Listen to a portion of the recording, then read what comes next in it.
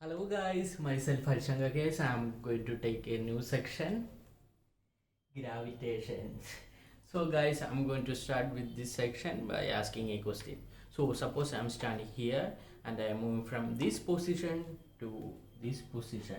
So am I going to disturb you guys and the entire universe? What do you think about it? I will answer it later. So first of all, I'm holding this box at this height and releasing. Okay guys, what is the force behind this? Okay, can you guess what is the force behind that? And yes, the invisible force behind this is called gravitational force. So we are going to discuss this force in a mathematical way. Okay guys, so first of all, F is directly proportional to m1 and m2. Force is directly proportional to the product of two objects masses. Okay guys, products of two masses. Okay, so suppose I am taking first object m1 and the second object as m2, and there is a force between them. Okay guys, there is a force between them. Then I would take the forces 1 Newton here and 1 Newton here. Their product is as usual 1 Newton. So if I double the mass of the first object to 2 Newton, then their product would be 2 Newton exactly.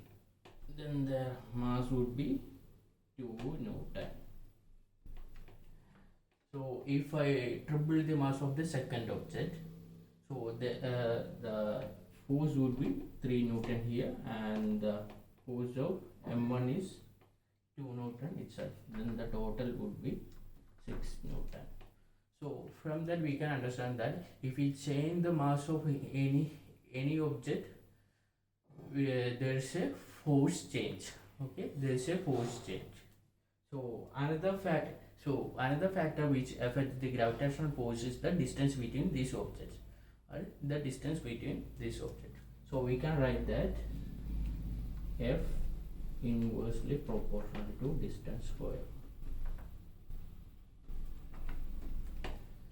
F is inversely proportional to distance square, and also this equation is called inverse square law.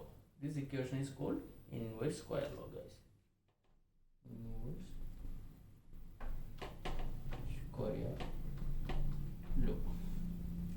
law. So suppose I take this object as m1 with the distance r and another object as m2. If I change the original distance to double the if I change the original distance to the double, so it would be 2r, right? So I'm taking the original force of this as 6 Newton. So if I change this distance to 2r, the change in force would be 1 by 4 of the original force, that would be 1.5 Newton. So I'm going to, if I change the distance to if I change the distance to half, what would be the new force? So we can find that also. So I'm going to change the distance to 1 by 2r.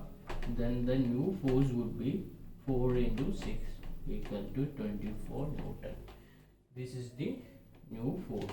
So from this we can understand that if there is any change in between the two objects, there is also force change. Okay, there is also a force change.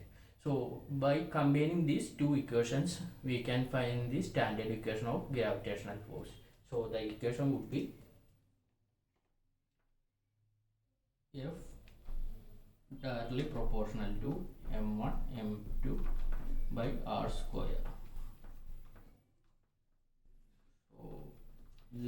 So this is the equation, and also we have to introduce a new term called G, capital G, and this G is known as universal constant of gravitation.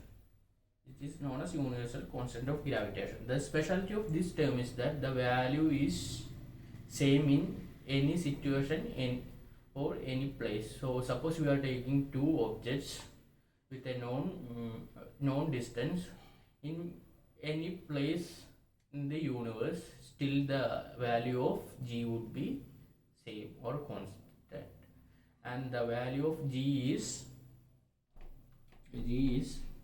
6.67 into 10 raised to minus 11. Okay guys, 6.67 into 10 raised to minus 11. So the equation is again changed to f equal to g into m1 m2 by r square. So this is the new standard equation, or the standard equation of the gravitational force, F equal to G into M1 into M2 by R square, guys. So to find the unit of gravitational force, we don't have to study it by heart. We can just find it by rearranging this equation. Okay. So G equal to F R square by M1 into M2 equal to Newton meter square by kilogram square. So by easily rearranging it, we can find the unit of gravitational force, which is Newton meter square kilogram square. So guys, I have asked the question that so the answer for that question also lies here. So what are the factors which affects the gravitational force? So the factors which affects are the product of the mass of the object and the distance of the distance between the two objects. So suppose I'm standing here and I'm moving from here to another position. So with respect to the